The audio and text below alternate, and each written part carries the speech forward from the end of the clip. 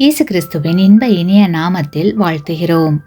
இன்றைய வேத வசனம், தேவன் தம்முடைய ஒரே பேரான குமாரனை விசுவாசிக்கிறவன் எவனோ அவன் கெட்டு போகாமல் நித்திய ஜீவனை அடையும்படிக்கு அவரை தந்தருளி இவ்வளவாய் உலகத்தில் அன்பு கூர்ந்தார். யோவான் 3:16. Today's Bible verse. For God so loved the world that he gave his only begotten Son, that whoever believes in him should not perish but have everlasting life. John chapter 3 verse 16.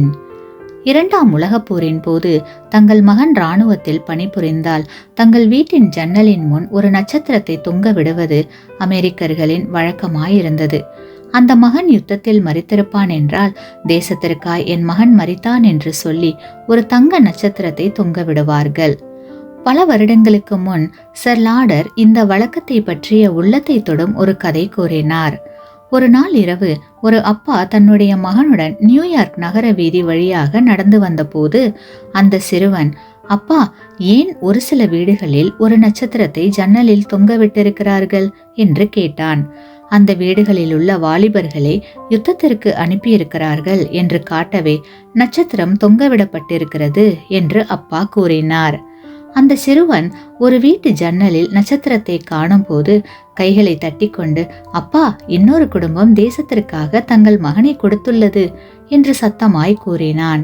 அவர்கள் இருவரும் வீடுகளை கடந்து ஒரு திறந்த வெளிக்கு வந்தபோது வானத்தில் ஒரு நட்சத்திரம் பிரகாசமாக மின்னுவதை கண்ட அந்த சிறுவன், அப்பா, வானத்தின் ஜன்னலில் ஒரு நட்சத்திரம் மின்னுவதை பாருங்கள், தேவன் தன்னுடைய மகனையும் கொடுத்திருக்க வேண்டும் என்றான்.